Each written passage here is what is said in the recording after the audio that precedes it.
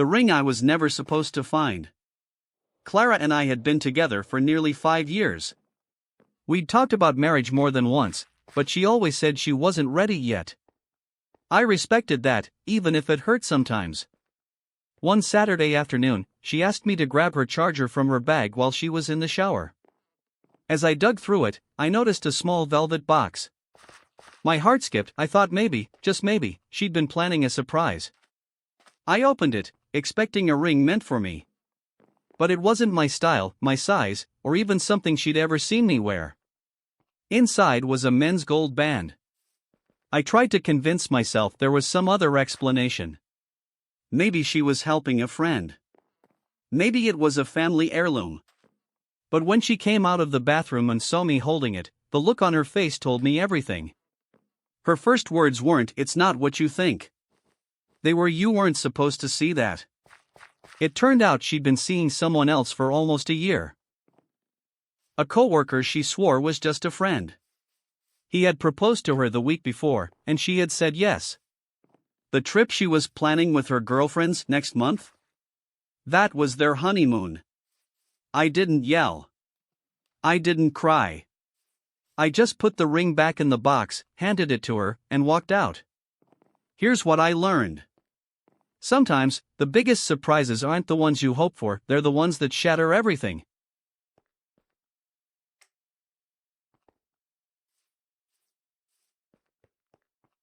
The neighbor who knew too much.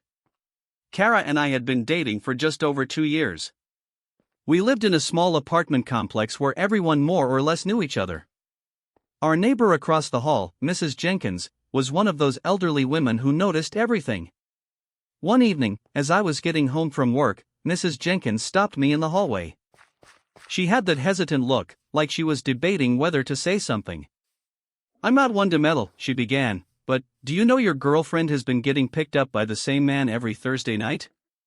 I laughed nervously, thinking maybe it was her brother or a friend.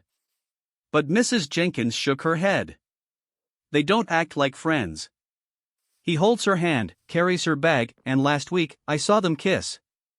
My stomach turned. I thanked her, pretending not to overreact, but inside I was already boiling. The next Thursday, I left work early and parked my car down the street. At exactly 7:15, a sleek black sedan pulled up. Kara came out, dressed in heels and a short black dress I'd never seen before. She smiled, kissed the driver through the open window, and got in. I followed them. They drove to a nice Italian restaurant, the kind we only went to for special occasions. I sat in my car across the street for over an hour, watching them laugh, touch hands, and share dessert. When she came home later that night, she smelled like perfume and wine. I asked her how her girls' night went. She smiled and said it was fun. That's when I told her I'd seen everything. She went silent, then muttered, "I didn't think anyone would tell you." Here's what I learned. Sometimes, the truth comes from the unlikeliest source, a neighbor who cares enough to open their door and their mouth.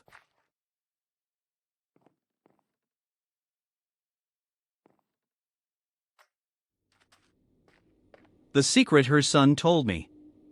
Hannah and I had been together for almost 3 years. She had a 7-year-old son, Liam, from a previous relationship. I always tried to be good to him, picking him up from school, helping with homework, being the fun stepdad even though we weren't married.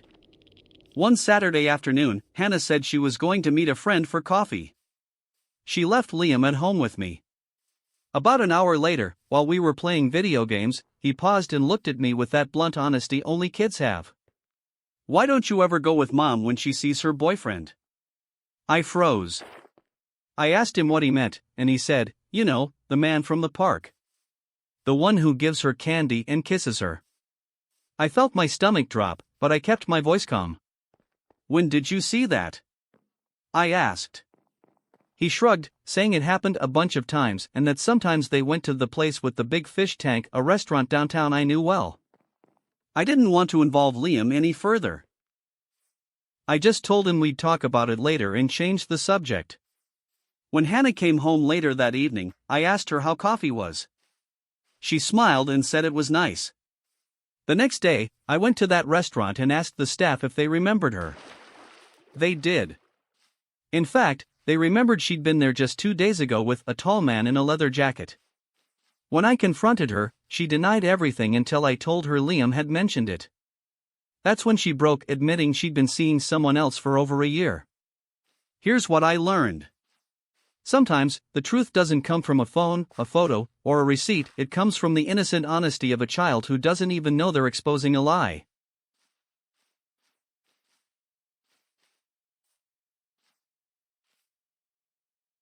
The receipt that ended everything. Natalie and I had been living together for over 2 years. Our finances were pretty open, we both had our own accounts, but sometimes used the shared credit card for groceries, gas, or the occasional date night. One Monday morning, while checking the online statement, I noticed a charge from a luxury hotel downtown. The date was last Thursday, the amount was way more than a simple dinner, and I knew for a fact she'd told me she was working late that night. I tried to brush it off, maybe it was a work event or a booking error. But curiosity gnawed me, so I called the hotel. I told them I needed a copy of the receipt for my records. The clerk emailed it to me within minutes. My hand shook as I opened the PDF. There it was, a reservation for two. 2 entrees from the hotel restaurant, 2 glasses of expensive wine, and a note under special requests that read, "Rose petals on the bed before arrival." When I got home, I didn't mention it right away. I wanted to hear her version first. She came in smiling, kissed me, and started talking about her day. I asked her casually if she'd been at the office late last Thursday. She said yes, without hesitation. That's when I slid the printed receipt across the table. She went pale. For a moment, she didn't speak, just stared at it. Then came the excuses. "It's not what it looks like, I can explain, it was just a mistake." But there's no mistake in rose petals. I didn't yell. I just told her the truth. If you can lie to my face this easily, we're done. Here's what I learned. Sometimes, betrayal isn't hidden in messages or whispers, it's printed clearly in black and white.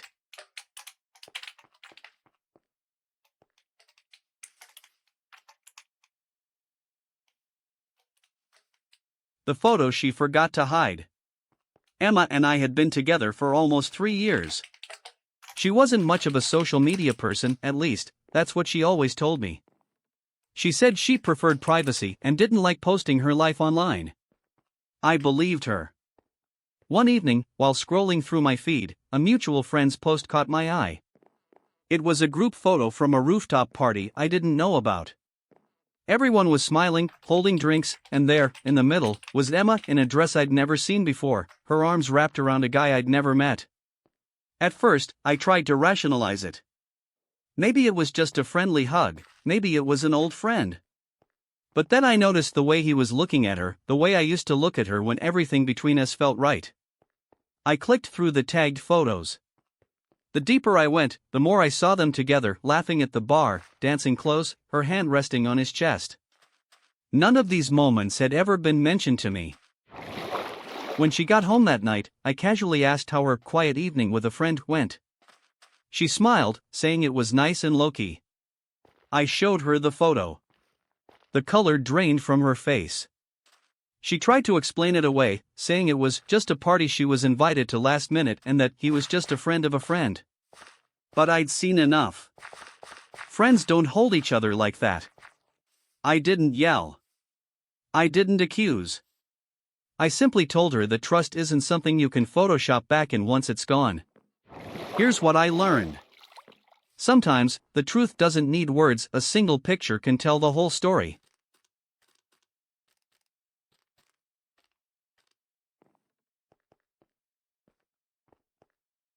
The wrong message at the wrong time.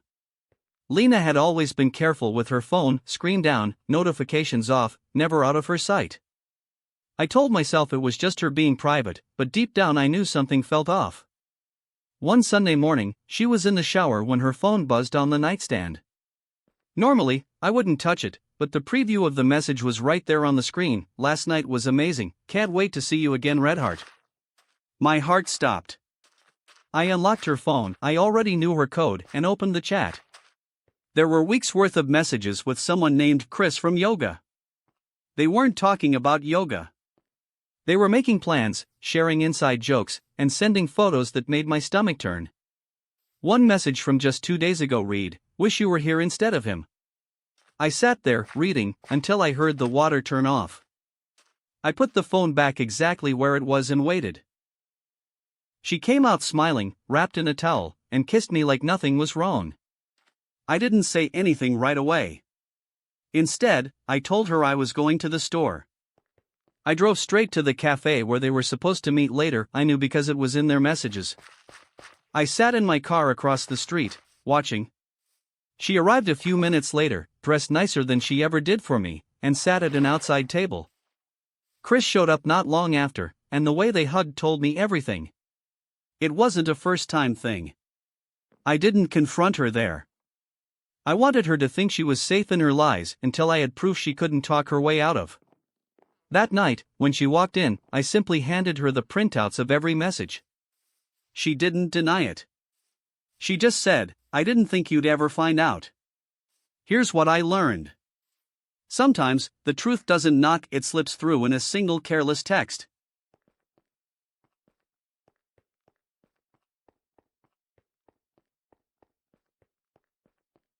The dinner reservation for two. Sophie had been acting distant for weeks. She'd say work was crazy and that she just needed some space. I believed her. After all, we'd been together for 3 years, and I trusted her completely. One Friday night, she told me she was staying late at the office to finish a big project. I decided to surprise her with dinner. I called her favorite restaurant to make a reservation for us, and that's when the hostess hesitated. She said, "Oh, Sophie already has a table booked for tonight, party of 2. I froze. I asked for the time, and it was in less than an hour. Without saying a word, I drove to the restaurant. I got there early, hiding near the bar. A few minutes later, Sophie walked in wearing the red dress I'd bought her for our anniversary. She wasn't alone. A tall man in a suit pulled out her chair, kissed her cheek, and they sat down, laughing like old lovers. I watched them order wine, share appetizers, and talk like there was no one else in the world. At one point, he reached across the table and held her hand. She didn't pull away.